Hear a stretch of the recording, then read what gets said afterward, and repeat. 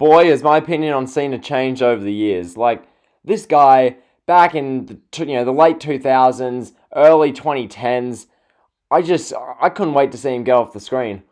I was so over the Super Cena, the Rise Above Hates the Nation, You Can't See Me, your AAs, your Five Knuckle Shuffle, the Five Moves of Doom, everything about him. Jerry Lawler saying, "The champ is here." Everything about it. I was just so sick of Cena, and just like most of the fan base. And as I talked about in my, the pulverizing video, polarizing, whatever, as I talked about in that video, having Cena as the top guy for so long with his character and that kind of really family-oriented Cena character, that drove away so many millions from the WWE. Now, granted, it wasn't just Cena, it was the storylines, it was bad characters, bad booking, but that Cena character being the top face drove away a lot of the fan base. And now, we get to the point in 2020, and realistically I felt this since 2018, where I miss Cena. Who would have thought? I miss John Cena, because this guy, yes, he's proven over the years that he's exceptional on the mic. He's great in the ring. He's a compelling character, okay? When he's on the screen, you have to see what happens. Which I honestly couldn't say about just about anyone in the current roster. Okay? John Cena, he stands out.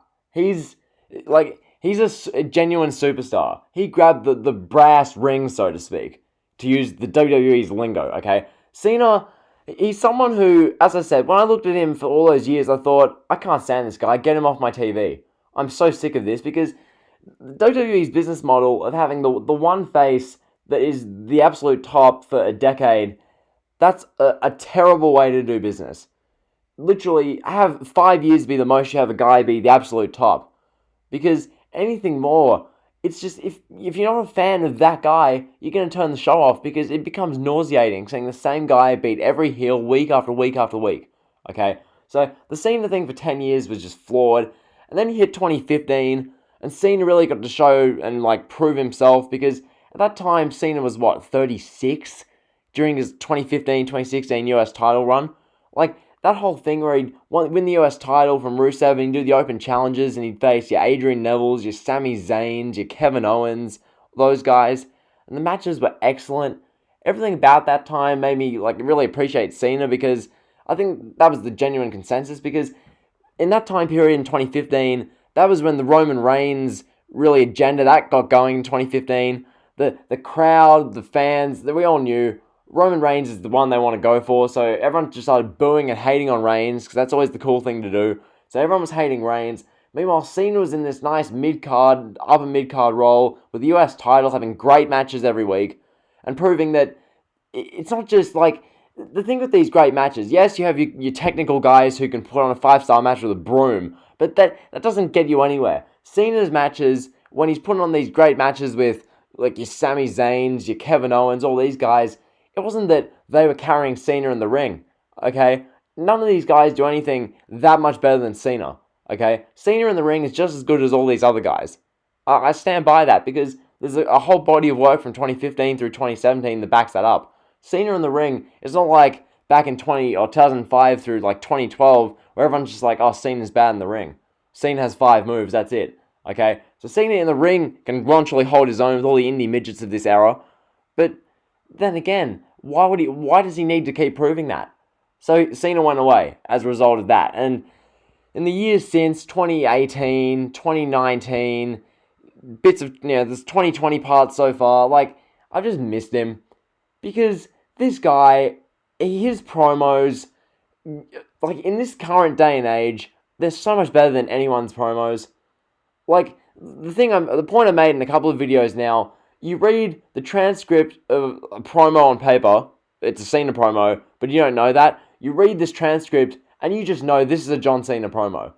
It's not like a bunch of these guys nowadays where you can't tell their promos apart. Everyone talks the same. Everyone says that if they're a heel, they blame the fans. If they're a face, they love to fight, and they want to do what's right. It's all the same thing. Whereas the Cena promos are distinctive. And then, as I said, with that 2015 through 2017 run with Cena, he got to free up on the mic. You could tell it was less scripting, it was less of Vince McMahon writing his promos for him, because when Vince wants his top guy to say what Vince McMahon wants him to say, it became a Cena where Cena was given more control on what he had to say, and what he was saying was great. He got to show that, how quick his timing was, which I think he really developed from the Doctor of Thugonomics thing. That allowed him to, really have to be creative and think of rhymes and, raps to say for the crowd and entertain them. So I think that really helped Cena. And you got to a point where you had, mid to late 30s John Cena and the mid 2010s, late 2010s. He's cutting these great promos, and I'm thinking to myself, okay, in the ring, he's having these great matches against indie guys. On the mic, he's outdoing everyone easily. This guy is so much better than everyone on the roster. And that's what I realized. And that's really the title of this video, because, yes, Cena killed wrestling. But boy, he's better than anybody and everybody they have now. Which, I can't believe I'm saying, because if you told me, or the me of 10 years ago, that this is my opinion of Cena, I wouldn't believe you. But genuinely, right now, all these indie guys, it's the same thing. It's the same thing. They're all the same. They all wrestled all over the world. They're all, proud to be fighters. They love wrestling. They love, if they're a heel, it's all because of the fans. It's the same thing. Everyone's the same. No one stands out anymore because WWE makes it that way. Everyone has to be at a certain ceiling and below. No one can stand out in this company.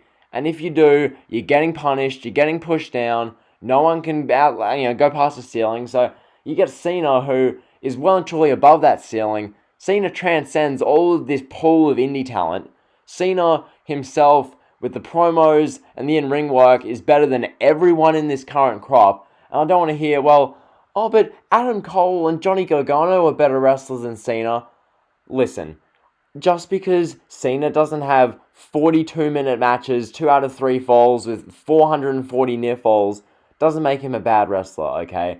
Cena, he's proven he's a great wrestler, and because of that, Cena's well and truly good enough in the ring, okay? As you saw in my Saving Pro Wrestling Episode 1 video, larger-than-life characters, compelling characters, that's what generates interest in your show. And that's what Cena brings, okay?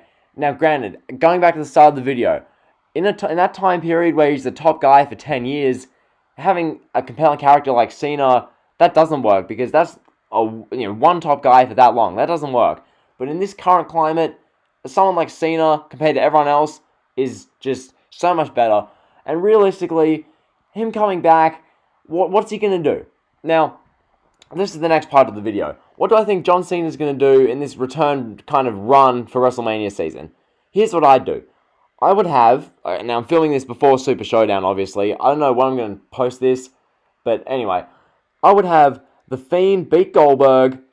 From there, I'd have John Cena, qualify somehow, whether it's through the Elimination Chamber or whatnot, to face The Fiend at WrestleMania for the Universal Championship. That makes sense. They can talk about WrestleMania 30 with John Cena beating Bray Wyatt, and that being the big turning point of Wyatt's career, and how from that moment Wyatt was scarred, and the Fiend's coming back to avenge the ghost of Wyatt's past, something like that. They can do that storyline easily. That's pretty simple, books itself.